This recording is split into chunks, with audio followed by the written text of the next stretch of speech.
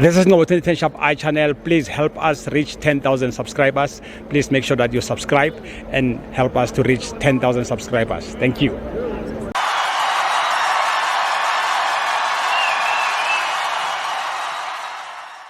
This is No 10 Shop I channel. We are here at FNB Stadium. Kaizer Chiefs not Mamelodi Sundowns 4. Brother Tam, how is it? Hey, I'm good in yourself. I'm good, thanks, man. Yeah. Your thought about the game tonight? I think the game was very one-sided. All attacks were against the Kaizer Chiefs. To be honest with you, I didn't expect that the game would be as obvious as it came. I thought it was going to be, very tactical, but very disappointing from Kaizer Chiefs' point of view.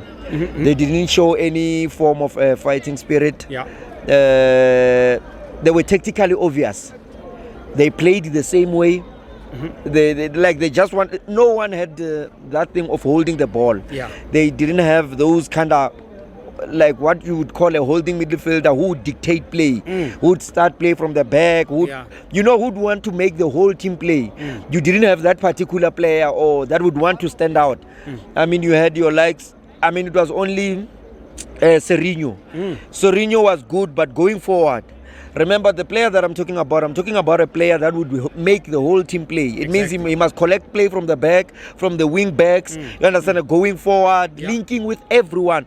A player that would always have a touch from every player. Exactly. You understand? That player that would pass a strike and collect, assist, marking, collecting. They didn't have that player who would be very dictative, especially from both their number 6, Zwane.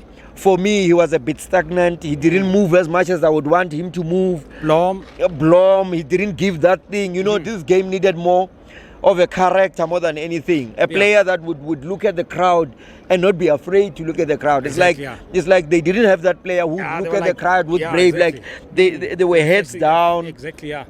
Especially from the first goal, second goal was worse. It was worse. Again, from a tactical point of view, their coach, for me, they should have used Dupree. Because when you are playing against a team that would be so attacking you, you need that player that when you should catch them on a break, a player that has speed and control who could also give you a goal. Exactly, yeah. And that is Dupree. For me, Kaizer Chiefs should have used a Dupree. Remember, I can give you a practical example. Kaizer Chiefs last game, they used Chabalala. Yeah. Chabalala gave them 2 goals. What I'm trying to give you is an individual can change the whole team. Exactly. If a player can give you two goals in one game and give you a draw, from an Orlando Pirates perspective again, when we played, we used him quarter. As an individual, he gave us 2 goals. So it is very important. Some other people can say, why would you need an individual to change the whole team? You do need a certain player sometimes to man up. Like you see, this guy, Vilakazi, for me, he was supposed to be introduced maybe earlier. When they scored the second goal, he was supposed to be introduced first half, 20 minutes. Immediately they score, as they are celebrating, you make him stand up. Because the boy is brave. This is not home affairs. This is football. Exactly. Don't look at the age of a player. You understand? Look at what they can give you. That boy has got confidence on the ball. He's got skill. He can take on players and he can make the whole team play. But because we always look at this thing, age. For the mere fact that you're playing for Kaizer Chiefs, it's pressure on its own. Big time. So you are there. You need the pressure. You cannot tell me that you are here. You don't need pressure. I mean, look at what Mufugeng is doing. Yes. Pirates. Yes. Exactly. I wanted to say that. Yeah. Exactly. People are doing wonders at the age. So sometimes you don't look at age. You look at football age. You understand? Because that's why I say Mufugeng is 30 years of age. Is because sometimes you can be. What's that channeling that? I don't know if I'm allowed to say this. You are allowed, yeah. It's like a person who starts dating at the age of 25. Yeah. You understand? And you find someone who's late boomer, who's 21 but they started dating when he was 14. Exactly. You understand? He's got experience in that field. So you will just look at their ID and think this one is older based on this. This is the difference. The boy can carry the team. You need such players. Because you could see when he started playing that the whole team was playing, your Shabalala was playing, everyone was playing, Mart was playing because he was there. You understand? You needed someone with character. And had he started earlier, he would have even allowed the crowd to get involved. Exactly, Because for me, I think Kaizer Chiefs are not taking advantage of their fans. You understand? Fans play. I mean, they've got a lot of support. I mean, these are the 12 players. The 12 players plays a very big role. Big time. But if you don't take advantage of them, you understand? You'll be punished. That's why some of us at Orlando, we stand on top of the ball because we understand the impact of fans. So if you want to hear Europeans in South Africa, because we've got Europeans here in South Africa who don't even have a visa, but they are claiming they don't even have passports, but they claim they understand European football than South African football. Yet they never been even to OR Tambo, not to mention Europe. But they talk as if they understand European football. You can never be more Europeans than Europeans.